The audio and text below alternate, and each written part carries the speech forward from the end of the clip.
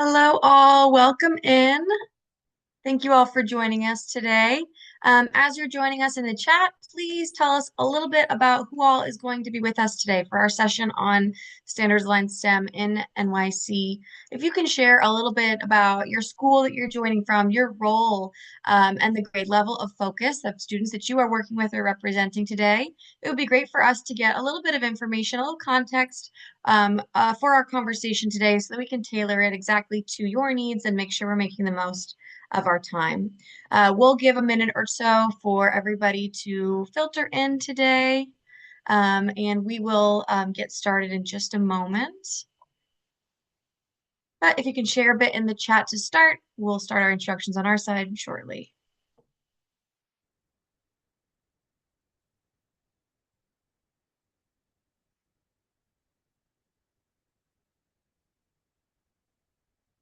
All right, seeing some high school CTE, great. Good to have some of the high school STEM perspective, especially as we dive into content specifically. And that career aspect is really going to underscore all of our STEM content that we're going to discuss today. So if you can, just drop a little bit of information on your role and your grade level in the chat so we can make the most of our time today. But while people are shuffling in, we'll go ahead and get started.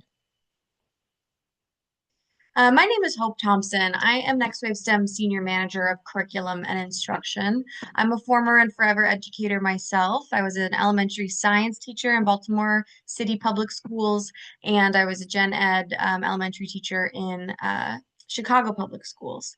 I've also held roles in instruction and curriculum design for robotics for students as young as pre-K, which I love to mention because whenever we're having conversations around STEM, I just like to have that little inspiration to make sure we are including all students.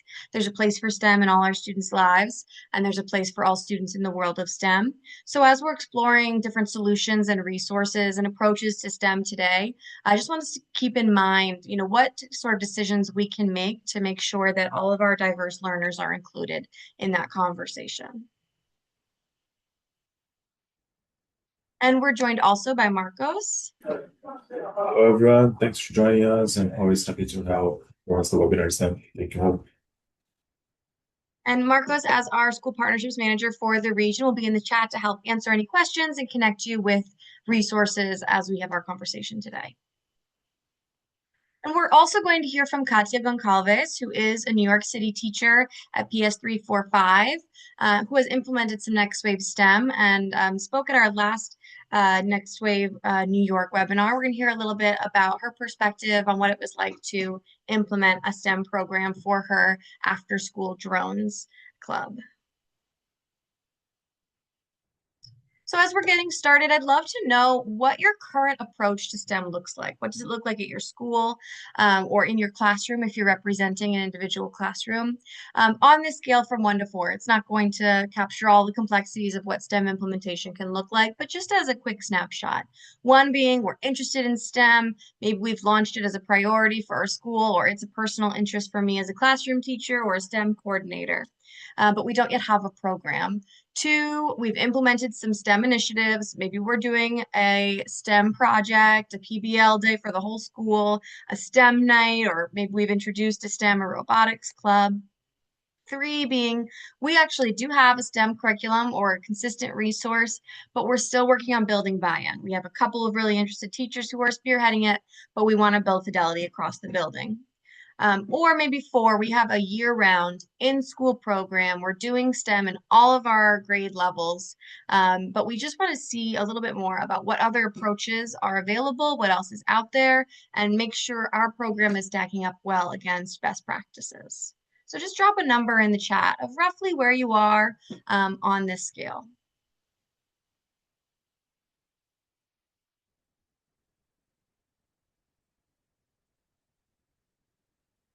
We do see a variety of different places on this scale at all of our conversations with schools and districts, webinars that are specific to different states and cities. So wherever you are, there's going to be something that you can get out of our conversation today, whether you are 1 to 4. Hopefully by the end of our time together, you'll have a little bit more perspective on how you can move up along that scale, or how, if you're already at 4, you can better the program you're providing your students. great, seeing a 4 in the chat already. Wonderful. Well, if you're anywhere on this scale, you're already ahead of the curve because we did survey schools about their approaches to STEM, and 70% of the schools that we surveyed had no STEM curriculum, did not have a program beyond a project here or there, or an emphasis on STEM. So our goal is for NextWaveSTEM to provide the kinds of resources that allow schools to implement a STEM curriculum that you can return to year after year, that is not siloed in one very interested teacher or a school that does STEM really well, but is more universally across your buildings and your district.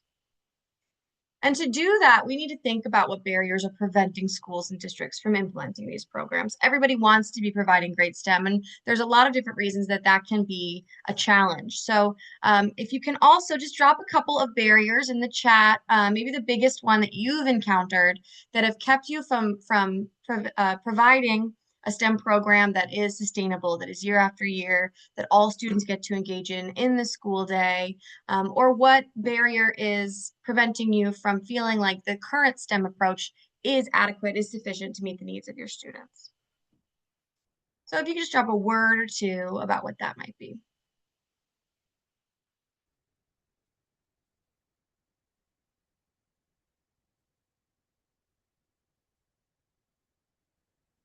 And we do hear a lot of the same barriers from different schools and districts across the country over and over again. One of them being staffing.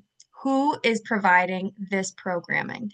If it is the educators that we currently have on staff, how do we make sure that they have the time, they have the background knowledge to make that happen? If it is not someone who is going to be on our staff, if we're thinking about bringing in a STEM instructional expert, how do we make sure that person is well versed in the instructional qualities that we look for in our staff and have the background to both lead the classroom effectively and also have the subject matter expertise in each of these topics? The next one being background knowledge. If we are going to have our teachers put on this program, we would love to bring in drones or 3D printing. But there's a big lift in asking our teachers to get up to speed on emerging technologies. These are technologies that are developing before our eyes. We're seeing a lot of this landscape rapidly evolving. So how do we make sure our teachers, who have a famously full plate already, have the time to dedicate to developing that background knowledge? The curriculum, who is doing all of this planning? What are we going to do to make sure our students have engaging experiences that are meaningful and are connected to learning goals? And where is that curriculum coming from? For a lot of schools, attempting to do some things teacher created works really well until that STEM teacher who was really excited about it moves on to another district or another role. How do we make sure that that 3D printer that we had through a grant years ago actually has a curriculum associated with it, and that we don't lose that knowledge when a certain individual or a priority for the district or for our school comes to an end? And then the resources, the funding that is required to secure the resources, whether it's curriculum or it's equipment, the robots, the 3D printers, the drones, all of this technology. How do we make sure that we actually can afford to implement them long term? We're going to talk about solutions to each of these. These are sort of the 4 biggest challenges that we heard from schools and inform our practice of creating the materials and the resources that schools need, but also connecting you with resources and background knowledge to make sure that it can be successful and long-term sustainable. As for who NextWaveSTEM is, we are a vendor that believes the world needs young innovators. So we offer hands-on courses in these emerging technologies and STEM topics. We want to give our students an opportunity to not just be passive users of these technologies, but to be active, creative designers and building products of their own to express their creativity. Our goal has always been to empower the teachers of today to prepare students for the future, but increasingly, that future is here. Our students are engaging with these tools already in and out of the classroom. So we have the honor and privilege to prepare them, equip them with skills to do so effectively. So when we talk about STEM, it can be this really nebulous concept. That can make it hard to measure or whether or not you're actually meeting your goals with STEM. So we're going to think about STEM with three major pillars. The first being the process of the engineering and design process, the practice of that process over different disciplines, different subjects, but imagining solutions to identified problems, planning out those solutions, creating them, whether physically or in a digital space, and then the reiterative process of testing out and improving that product. This is something that relates to a lot of different topics. It does not have to be even STEM to practice this. It's not unlike the drafting process that some of our middle and high school students are engaging with in ELA. But it is a practice that we want our students to be getting a lot of exposure to, and then also getting the practice in across physical and digital spaces. The center column we're going to think about when it comes to STEM is the technologies, the kinds of innovations that experts engaging in that engineering and design process have developed as a combination of that process and their skills and their expertise. This has its own value in building engagement. Students want to put a drone in the air. They want to develop their own video game that they can play. The technology as a product of their learning and of someone else's innovation has its own value in building buy-in and ownership and exposing students to these technologies.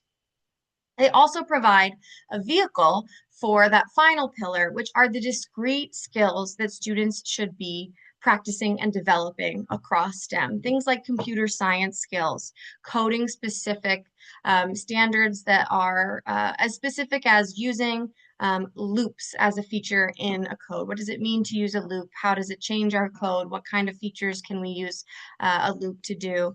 So thinking about some of those really buildable skills that students of all ages can begin developing a mastery of that translate directly to careers in tech. And that any combination of those skills and the engineering design process and the technologies that are developed and in development can lead to the kinds of innovations that we want our students to be creators of. Now, a great STEM program, we want to combine at least two of these, ideally all three, but we work with schools to help think about what they want their focus to be across a full school year so that they're getting all three pillars represented. And when we do that, we see schools design programs that really fall into two buckets. One of them being standalone STEM instruction. This is protected, dedicated time where STEM is the focus of learning. That can be in school. A lot of schools have that happen alongside art and music as a special. Some schools dedicate their library and media time to some STEM learning goals. Some schools are looking at after school, Saturday programs, starting with a club, a great way to pilot a program that we ultimately want to bring into the school day, into the instructional time. And the other pathway that we see schools go through to integrate STEM is to bring it into different core subjects. Not all schools have the ability to dedicate 25 minutes a day or an hour a week just to STEM. They need to make the most of their ELA, their math, their science time. And so we help schools find ways to bring in the technologies, the engineering design process, and those computer science skills into those core instructional subjects so that we have that integration and we practice both. We're going to talk about both of these pathways today, and we're going to start with standalone STEM instruction. Now, when we are designing standalone STEM instruction, we want to make sure that that learning, as always, is aligned to measurable learning outcomes and standards that our students are practicing. And so we're going to look at the New York Computer Science and Digital Fluency Standards today. All those standards from K through 12 fall into 5 buckets. The impacts of computing, thinking about how technologies affect our society, understanding concepts of accessibility and bias, and exploring different career paths. Computational thinking, so the modeling and simulation of both engaging in the engineering design process and more advanced software, doing data analysis and visualization, which does make for some great connections to math standards as well, and algorithms and programming. So a lot of those really specific computer science programming skills. Networks and system design, understanding how to use hardware and software, troubleshoot the communication and transmission of data between them through networks and the internet. Cybersecurity, from basic risks and safeguards, like what does it mean for something to be password protected for our youngest students, to more complex cybersecurity concepts for our high schoolers. They're just understanding and exploring how we have protections and what it means to protect something digitally. And then finally, digital literacy, ethical use, and digital citizenship across different networks. So this framework allows us to make sure that dedicated standalone STEM time is meaningful and is measurable, and that it gives us a structure to build a STEM program that is most aligned to our school, whether that means we really want to focus on those computational skills, we want to have a coding heavy program, or if we have a makerspace and we want to build some of those skills, but also explore concepts like impacts of computing and digital literacy as we imagine and innovate. To give you a bit of a deeper dive into some of these standards, I've just pulled a couple of concepts across the K through 12 spectrum. So for something like an impacts of computing, where we're thinking about technologies, for our youngest students, we're identifying ways that we have changed how we accomplish tasks with technologies.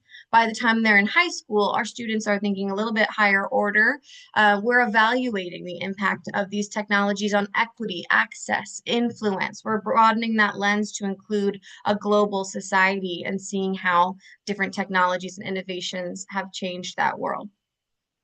And for computational thinking, so something more specific, those discrete computer science skills, that's about, for our youngest students, identifying the steps of a task, breaking something down, decomposition that will allow us to think sequentially and build an algorithm.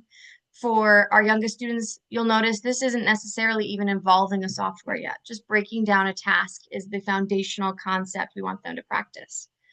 By the time they're in middle and high school, they are building programs using different kinds of features, repetition, conditionals, logical thinking, to develop a more systematic understanding of these sequential or the sequential thinking. Also thinking about how programs like the ones that we're building are providing opportunity for personal expression, addressing an issue in society. We're relating these technologies back to our world again and broadening that lens.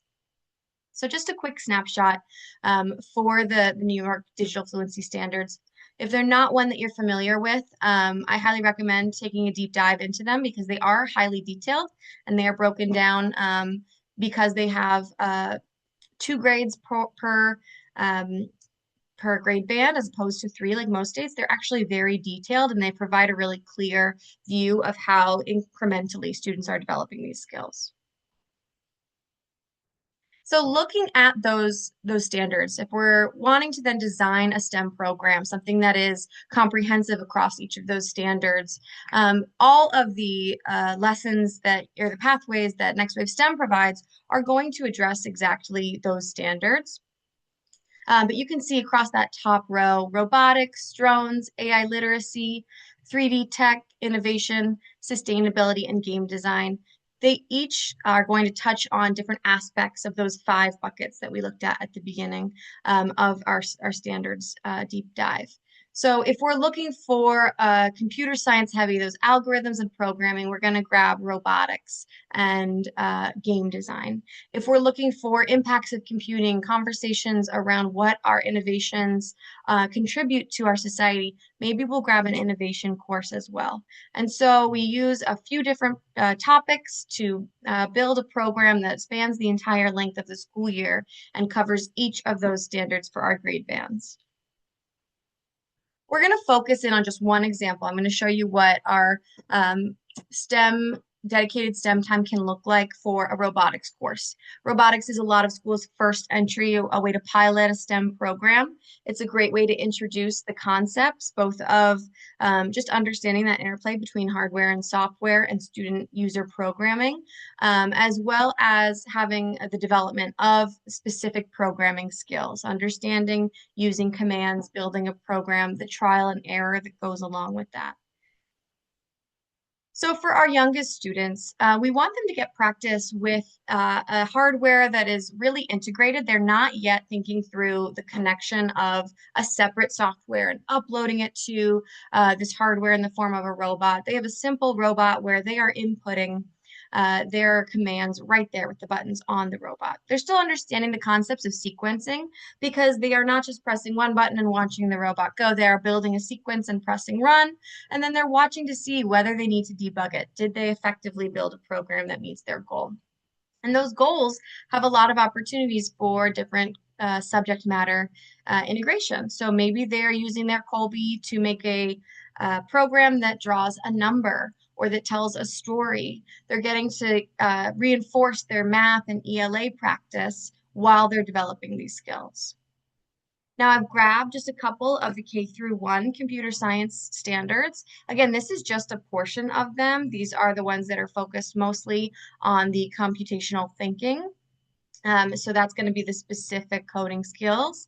And you can see students are identifying a problem and understanding how to break it down before they ever even introduce a hardware. They're following an algorithm to complete a task. That can be sort of analog. They can write a code for a classmate to grab their notebook across the room, but they can also think about it with relation to this robot, practicing with software and hardware and debugging the errors that they find. For our intermediate upper elementary students, we can start to introduce some of those hardware software communication concepts. Those are going to be the standards that we connect between computational thinking and networks. So using a more complex robot, students are writing using a drag and drop puzzle style block-based code to write a program and then upload that code to the robot in order to run and test it. So they're getting to practice with these skills that are a little bit more in a controlled space. So the commands are fully written and students may input a little bit of data, like how many seconds they want the robot to wait, how many degrees they want the robot to turn in order to meet a goal. That goal can be tracking a line that they've drawn on a big piece of poster. It can be responding to a sound. It can be a dance or navigating a maze. They're working on through a series of tasks to build these skills.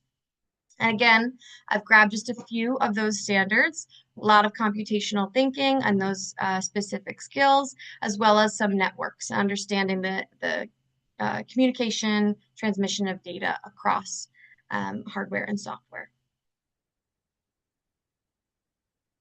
For our 6th through 8th graders, they can work with that same technology, but deepen the complexity that they are coding with. They can create more independent feedback loops that do not require human intervention. So they're making their code more responsive. They're working with variables, getting a little bit of connection to some of those math and data skills as well. And they're also relating all of their activities to problem solving. How do we see robotics, now that we've developed these skills, how do we see them potentially solving problems or improving the way that humans live and work?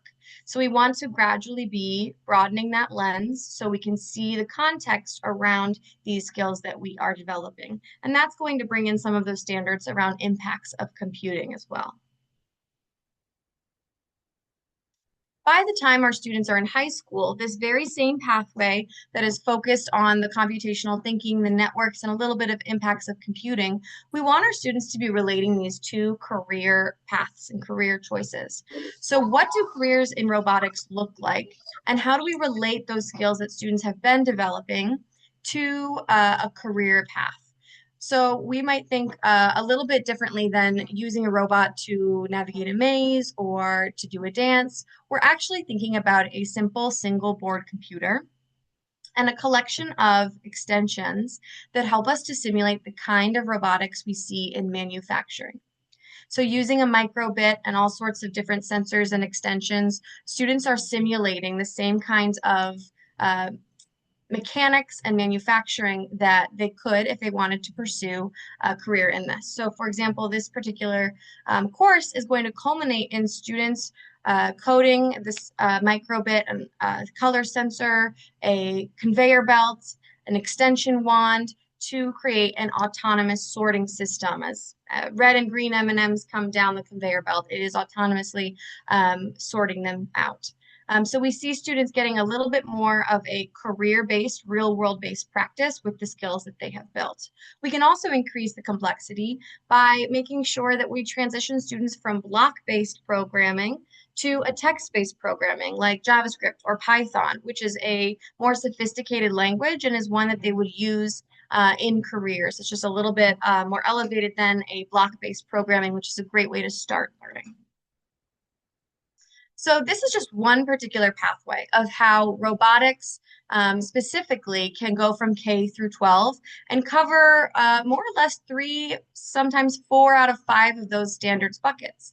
And then by pairing it together with other topics that allow students more practice in those standards, or balance out more of the process, the engineering and design, maybe a little bit more of the self-expression that we see in game design, 3D printing, then you can put together a suite of courses that are comprehensive across all of those digital fluency and computer science standards. So for a little bit of an example of how this dedicated STEM time can look like, we are going to hear from Catia Goncalves about the drone after school program at PS 345.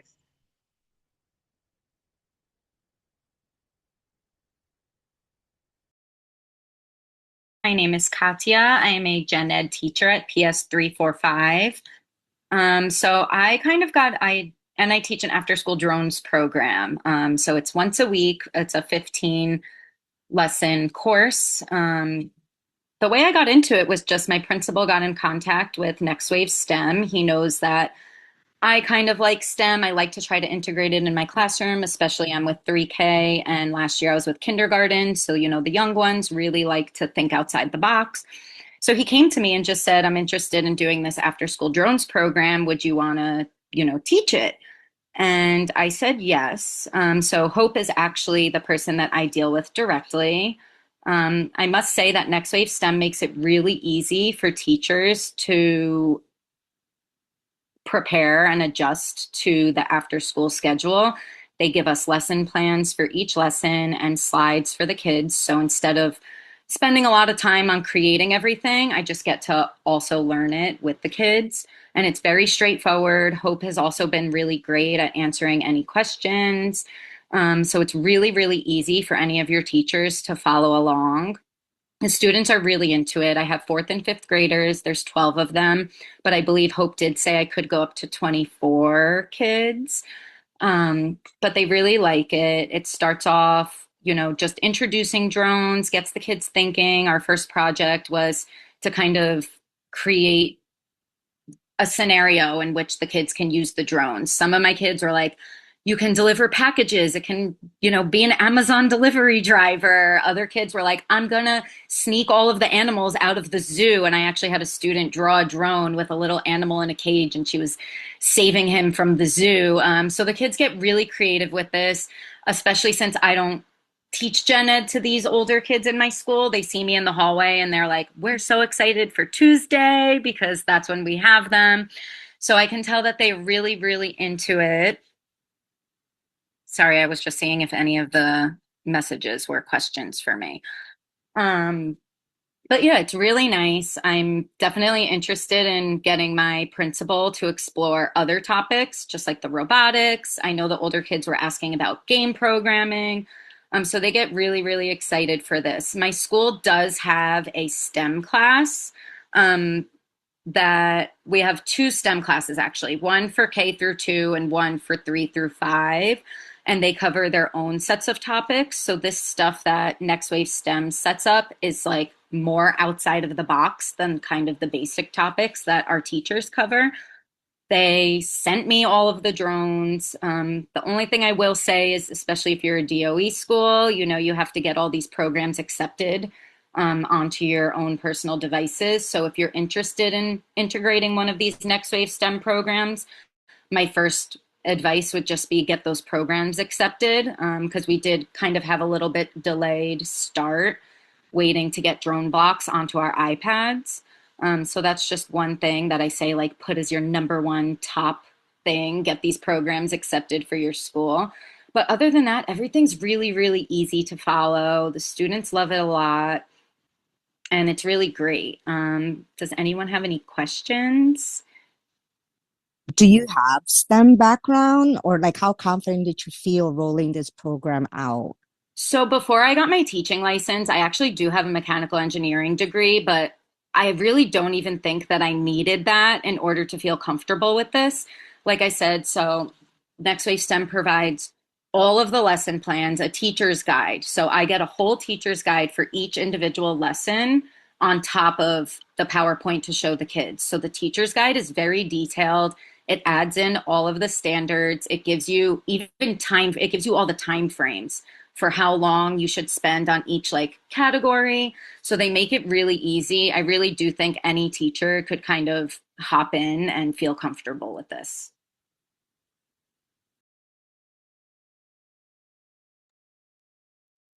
Great. So that's just a couple examples of what STEM can look like with two pathways. It's robotics and drones that we've heard about.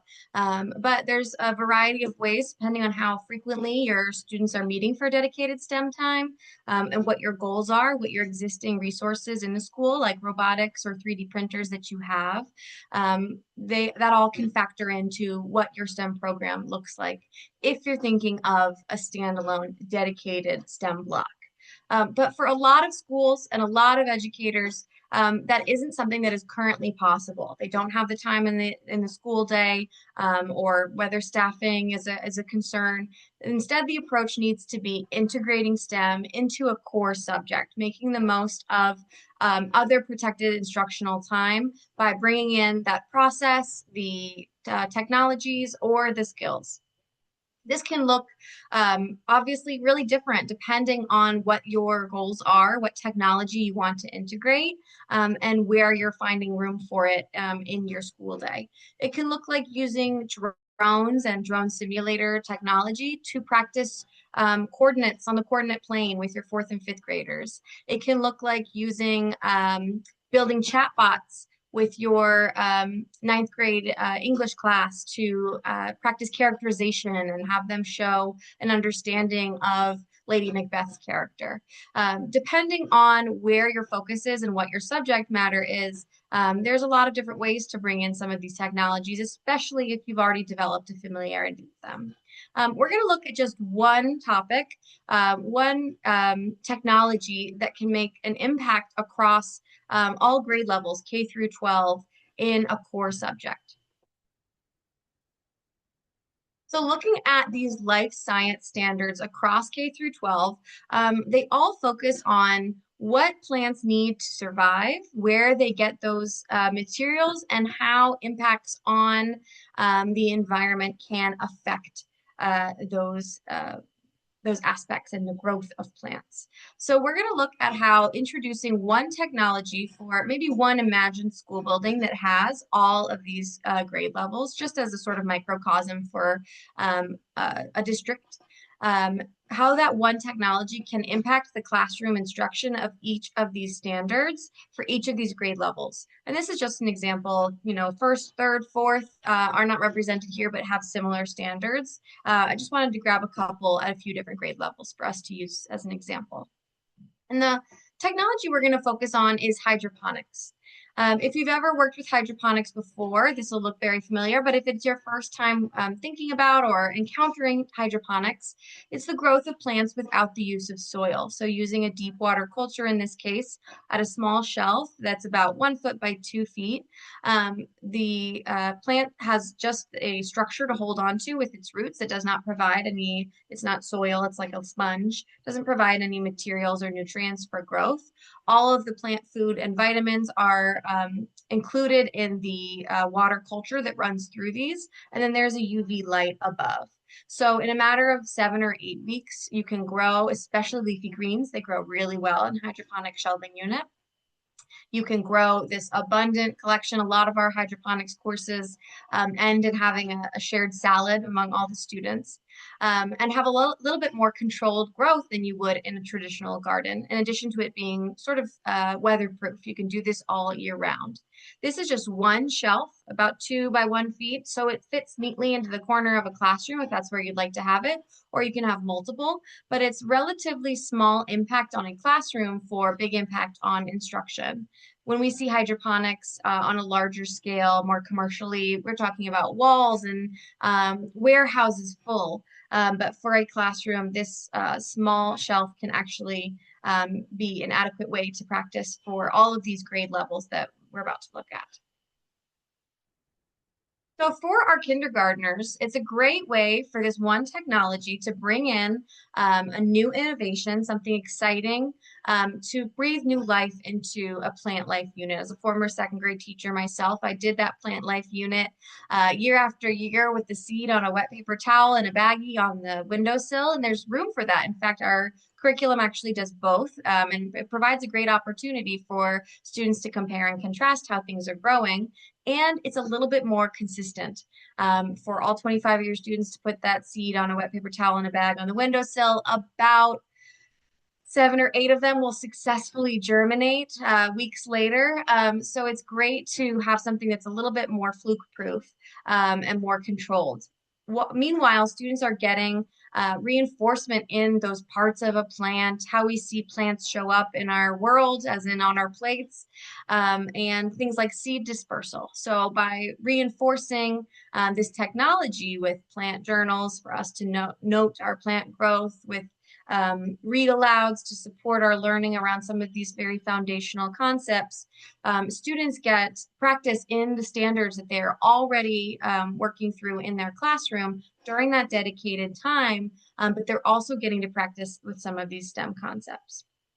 For our upper elementary students, where those standards include things like designing experiments, conducting different tests and observations, the hydroponics unit provides a really great arena for students to develop those skills. Something that grows so consistently and controlled means that students can eliminate some other variables and manipulate the ones of their choosing. So students are seeing how this growth compares when we're using vinegar and lemon juice and rubbing alcohol instead of water.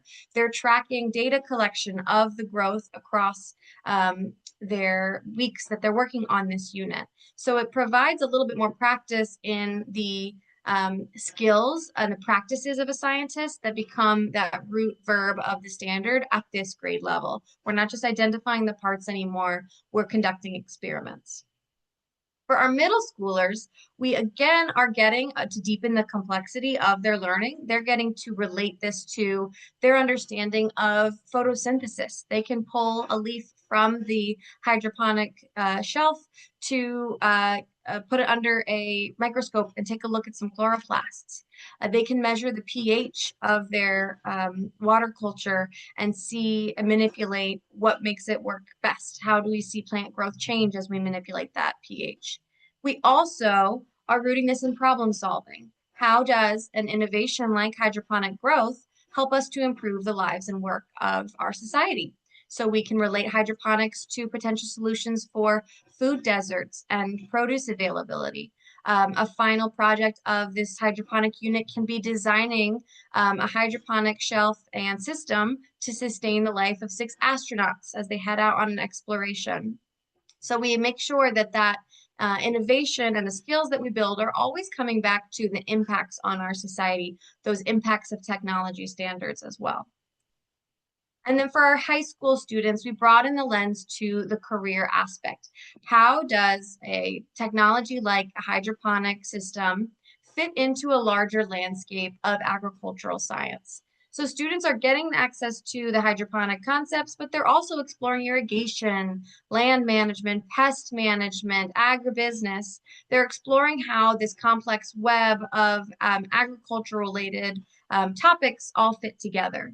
So they're also integrating that across their learning. So for example, in NextWaveSTEM's unit, lesson 2, they are growing wheatgrass.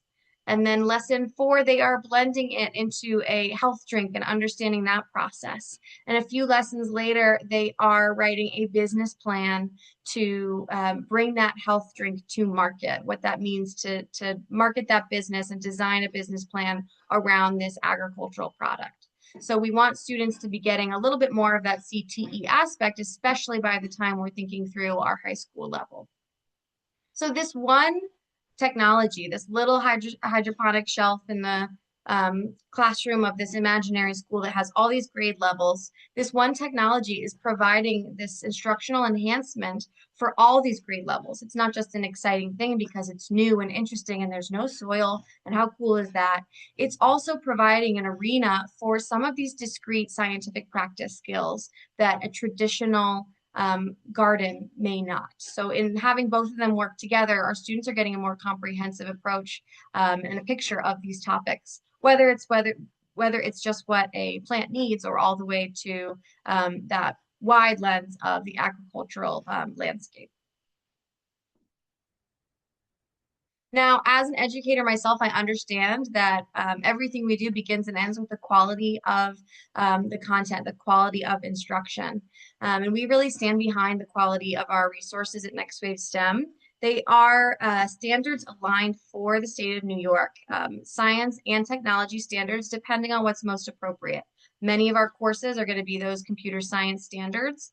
We're also going to see some that have the core science standards as well. Things like our circuitry program is going to touch on some physical science standards for our 3rd through 5th graders. The hydroponics pathway, solar power, those are going to touch on some life science as well. So some core science in addition to the computer science standards. But then also, if you are a school who is looking to make the most of core subjects, we have the ELA and math standards as well, where we are pointing out just where this can fit into your instruction if you want to integrate these into other parts of the school day. And then additionally, we do represent those soft skills that we want our students to have that can be hard to measure, hard to build into the school day when we have so many standards that we need to meet. Those 21st century skills like critical thinking, collaboration, communication, creativity, they're also aligned to all of our content. I also want to be specific about what our courses entail. Each of the different grade band courses we've looked at today are a 15 lesson core. Some of our lessons have also gotten, or some of our units have gotten supplementary lessons as the technology has developed. So some even go up to 20 lessons, where we have a teacher's guide for every single lesson, a highly, highly detailed lesson plan. I call it just short of scripted. If you are well versed in this topic, you can use it as a guideline, but if it is your first time or you're thinking on behalf of your teachers who do not necessarily have a lot of background in 3D printing or AI or robotics, you can be comfortable leading a class with the level of detail that you see in our lesson plans. They're also aligned to the 5E lesson plan, so they're highly modular. In addition to being best practice for student inquiry, making sure that students are developing an interest and buy-in before we provide them with a lot of guidance just yet, it's also a great way to see what you can tackle in the time you have. Not everyone has an hour to dedicate to STEM, but I've got 20 minutes on Tuesdays and Thursdays, and so I can plan out which of these sections of the 5E lesson plan I can get through. We do also include presentations, what your students are following visually. It may have examples of code, it may have their objectives, their instructions, an opportunity for evaluation to check in on their learning. And then assessments. We have formative assessments in the form of worksheets and answer keys, things that students may be tracking their learning on, copying their code in a screenshot into the worksheet, or maybe pen and paper for, especially for our K through 2 students. That's a lot of pencil and paper as well to make sure that they're getting some of that fine motor practice. And then we do have summative assessments for our courses to provide a pre and post test to track their learning, especially if you are dedicating STEM time alongside art and music and want it to be a grade valuation. We include scope and sequence, which is going to outline every single lesson objective and its alignment to the standards. So it's extremely clear how this relates to your students' learning goals. And then PD resources. We have videos, presentations hosted on our online teaching portal that do not go away. They remain on your access the entire length of your license with us. So rather than sit for 4 hours in August to prep for the entire year, you can gradually plan out what programs you want to focus in on and develop a little bit of background knowledge on in preparation for the unit. All of our PD gives background information and a deep dive into individual lesson plans. We understand that teachers cannot be on the cutting edge of all of these technologies. That's our job. We provide all of the resources so that anyone, regardless of their background in STEM, can successfully lead these programs with their students.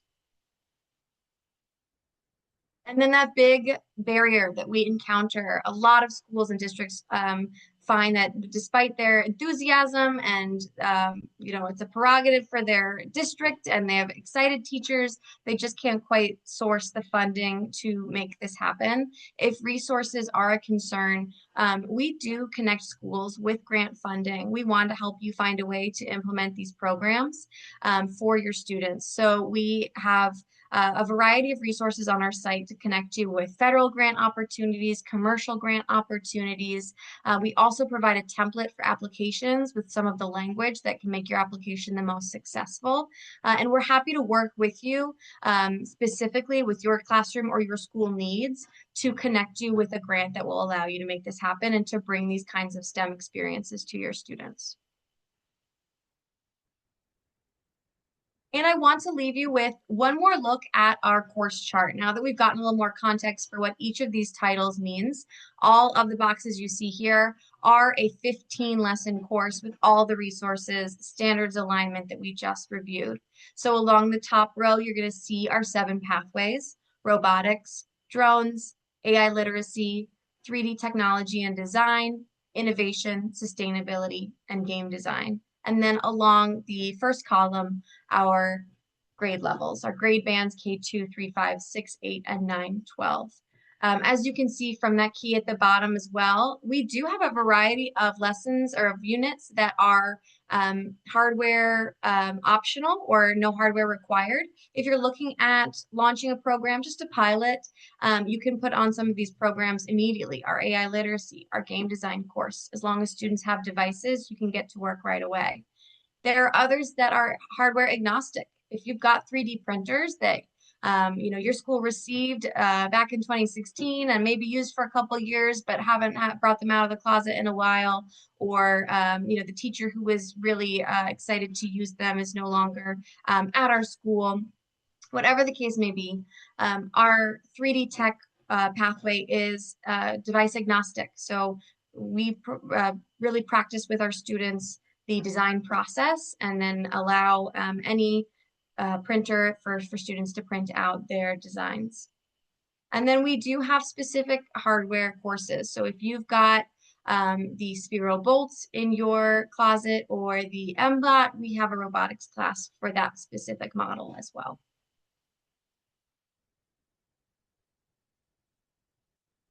Now, like I said, we really stand behind the quality of our curriculum. The lessons are detailed, supportive, engaging for our students. That 5E lesson plan includes differentiation options to make sure that you are getting to meet the needs of all of your students, and every learner in the classroom has the support that they need to be successful. So I highly recommend checking out our curriculum samples. There is a sample for every single one of those courses that you just saw on our course chart. So regardless of what your focus is, your interest is at your school, you can take a look at what an example from that topic might look like. And we are also going to stick around for a few minutes to help answer any questions that you may have. So thank you so much for your time and your participation today. But Marcos and Paula and I will be here for a few more minutes. Please feel free to come off of mute, ask any questions, or drop in the chat anything we can do to help connect you with some exciting STEM instruction. Thank you all so much.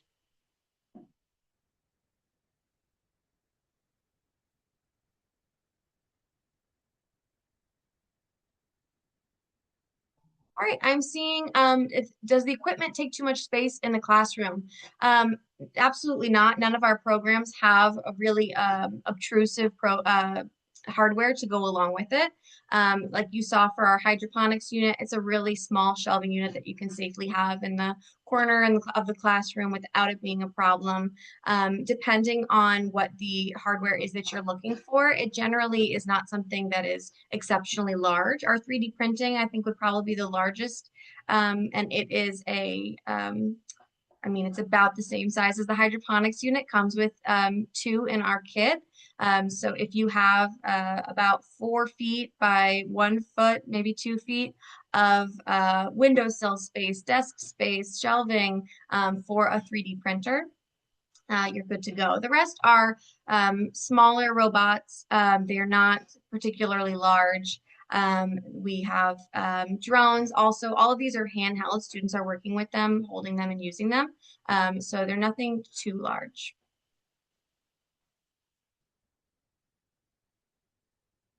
And I do want to add that Marcos has dropped his meeting link in the chat as well. If you'd like to book time to talk with us more about what would be the best fit for your program, nothing makes me happier than getting to chat with teachers about program design, what it is their learning goals are, how to build just the perfect program for your students. So please reach out, book some time with Marcos to talk through what it is that your STEM program could be, what you imagine, and we're more than happy to help you make it happen.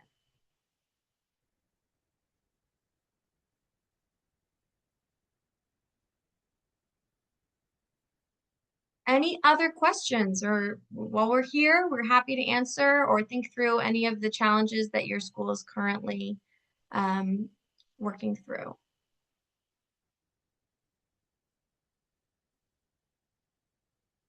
Yes, we will share the presentation. And yes, so Crystal asking about a rep being assigned. When you're working with NextWaveSTEM, you do have ongoing support. So we have a weekly support hour where educators can jump in like an office hours kind of approach, ask any questions around instruction, the hardware, the software, if they need to troubleshoot at all. It's sort of a catch-all hour for us to provide the support that you need. We do also have a support ticket for you to submit so that you can, if you need to provide a little bit more support via email, we can often solve a lot of those problems within the next 24 hours. And you do also have access to a program manager for your account to make sure that you're successful and your implementation is seamless.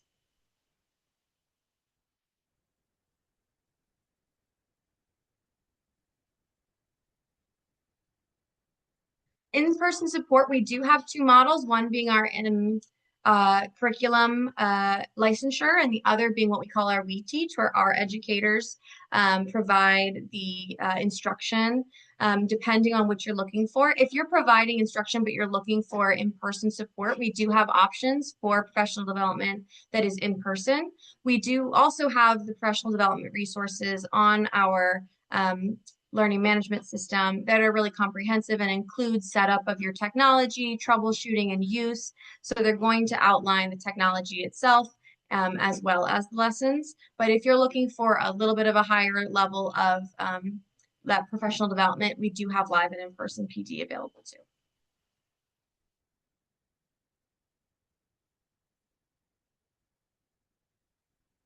Great.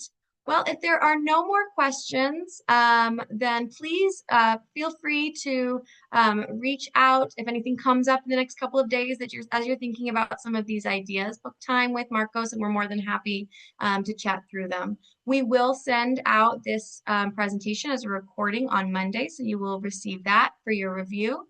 But we can't wait to help bring really exciting, engaging STEM to your students in the near future.